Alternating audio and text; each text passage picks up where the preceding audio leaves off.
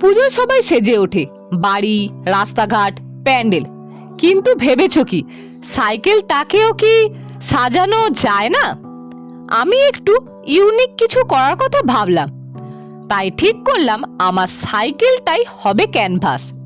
হ্যাঁ, আমি সাইকেলের গায়ে দিচ্ছি আলপনা।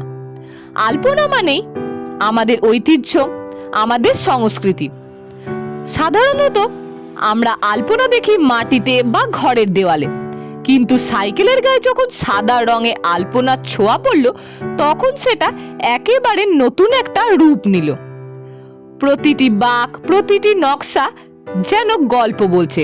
রঙিন আলোয় ঝলমল করা এই সাইকেলটা শুধু একটা যান নয়, এটা এখন উৎসবের অংশ।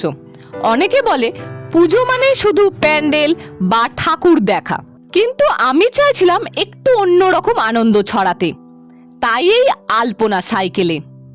আমার কাছে এটা শুধু একটা সাইকেল নয়, এটা আমার আবেগ, আমার বিশ্বাস। আনন্দ শুধু বড় কিছুতেই নয়, ছোট ছোট জিনিসে খুঁজে নিতে হয়। এই সাইকেলে আলপনা দেওয়া আমার কাছে তেমনই একটা ইউনিক কনসেপ্ট।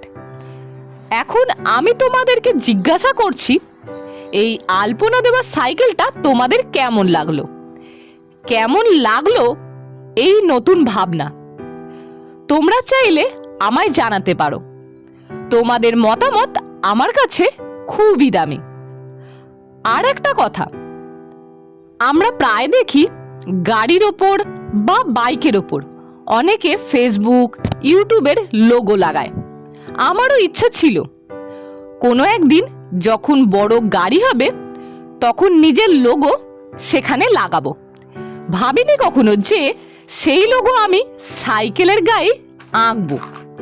ফাইনালি এই আলপনার মাঝেই আমি আমার নিজের লোগো নিজের হাতে এঁকে ফেললাম। ভাবতেই পারিনি একদিন নিজের লোগো নিজেই আঁকবো। আমি অমৃতা। তোমাদের যদি ভিডিওটা ভালো লেগে থাকে অবশ্যই ফলো অ্যান্ড শেয়ার করে দেবেন এরকম আরো নতুন ভিডিও পাওয়ার জন্য। আজকে এতটুকুই, দেখা হবে আবার নেক্সট কোনো ভিডিওতে।